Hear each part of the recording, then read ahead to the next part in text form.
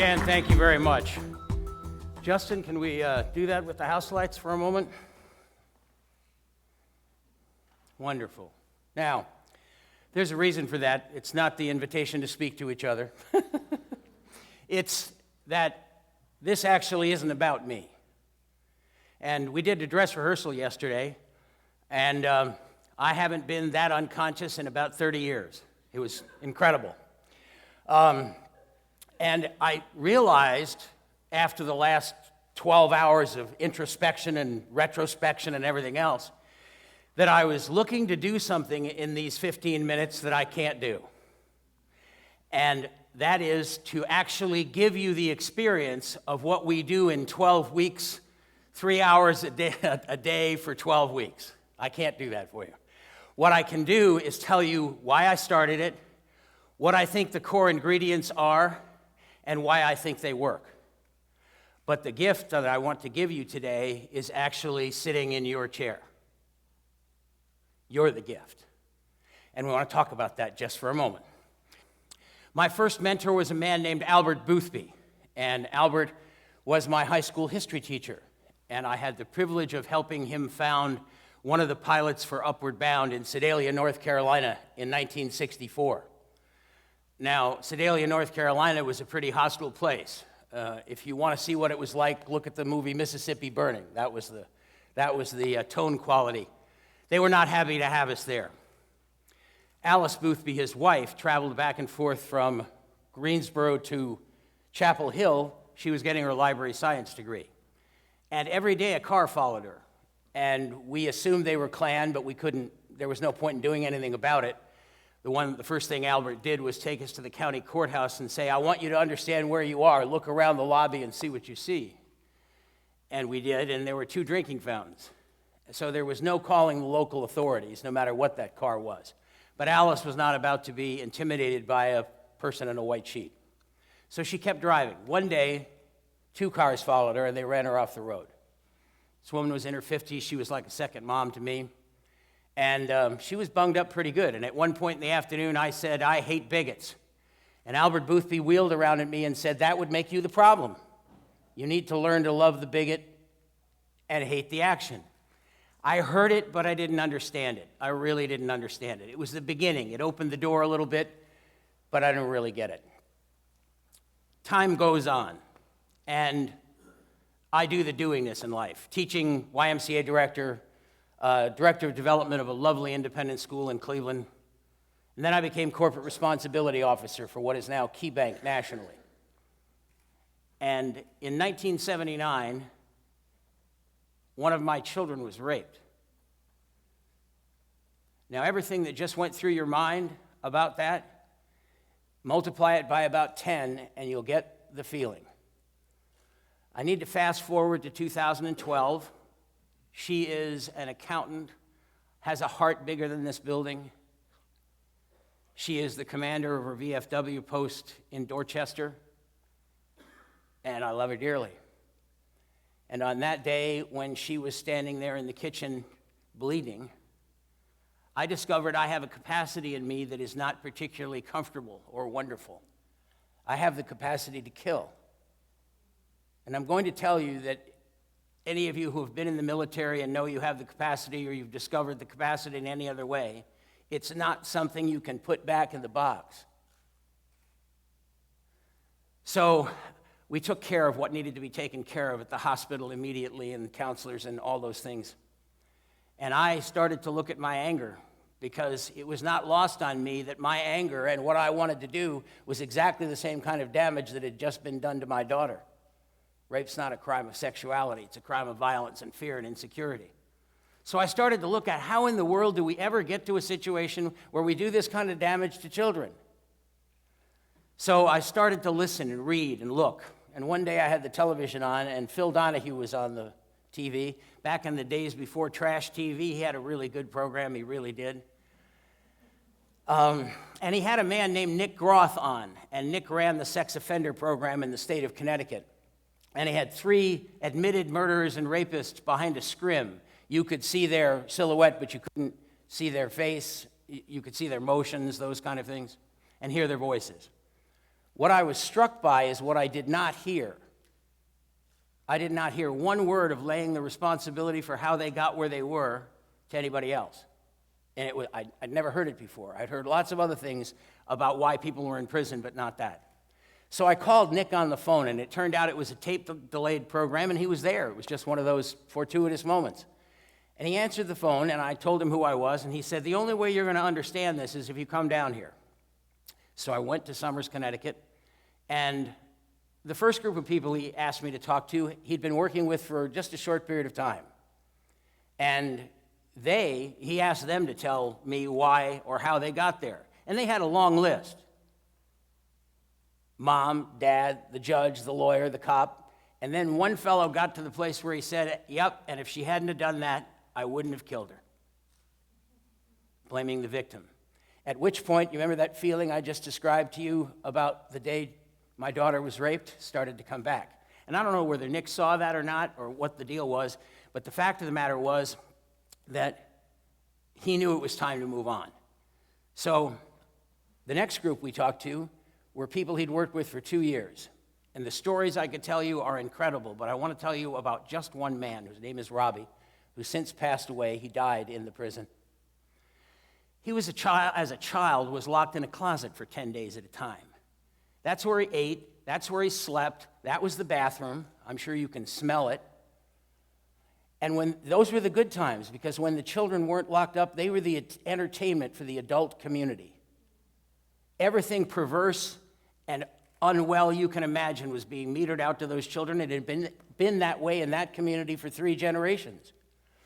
It was not hard to figure out how he got from that situation to where I met him in the maximum security prison in Somers, Connecticut.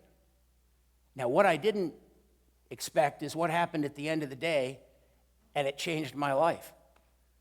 That guy, the locked in the closet guy, came to me at the end of the day and said, Bill, I'm sorry that your daughter was raped. And I knew he meant it. So here we have a person who spent his life trying to do things that are worthwhile, and this is an admitted murderer and rapist capable of loving kindness. What I discovered in that moment, but for a few months it got even clearer and clearer, the capacity for everything resides in all of us, folks. The question is, what do we water? What do we nurture on a day in and day out basis? The capacity within us is unbelievable. Now, the thing that to me seems to have made the greatest difference, we've done this work with about 14,000 people, and the thing that seems to have made the greatest difference is that people have internalized that they are loved absolutely and unconditionally. Now, what do I mean by that? What I mean by that is I don't want people to be hungry, and I don't want them to not have shelter. If they don't have those things, their life is about food or shelter. I would also like them to be able to lead a meaningful, productive, contributory, joyous life and have the tools necessary to do so, holding them in ultimate high regard. Just as a point of reference, if you don't have food and shelter and you don't know where else to get it, call me. If I've got it, it's yours. It's not a joke. I said it to 15,000 people. Some of them have called me. We are all related, folks.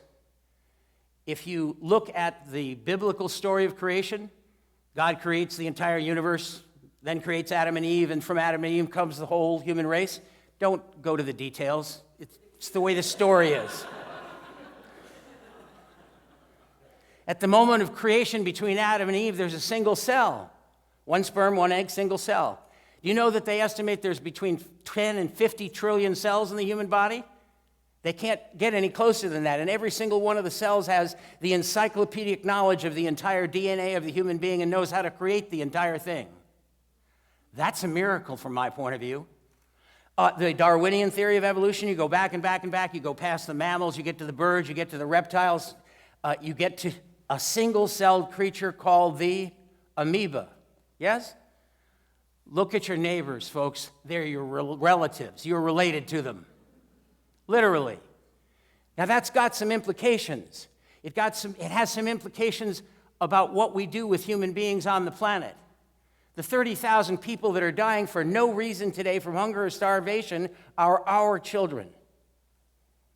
The degree to which we allow the loving kindness we have inside to be given and contributed to other people is the degree to which they will be contributors, do less damage in the world, and become constructive members of society. In prisons, I ask prisoners to do a chore with energy, enthusiasm, and as if it were the most important job in the world. And they say, what do you mean, energy, enthusiasm? Do you know what we have to do? Sometimes we have to clean human feces off the bathroom walls that's been used for communication purposes. And a week later, they come back and say, I still don't like it, but I learned that I can do it faster, I don't dread it, and it's no longer an issue.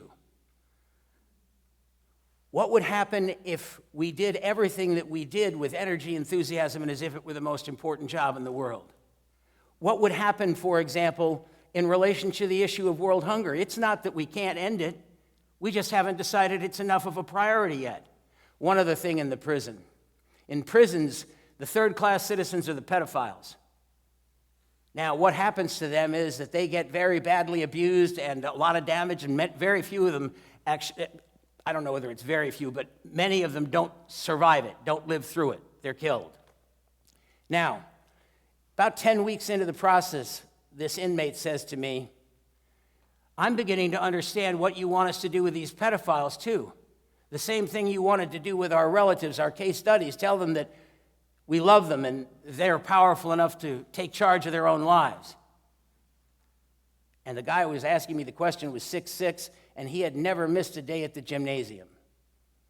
And I looked at him and I said, that's exactly what I want you to do.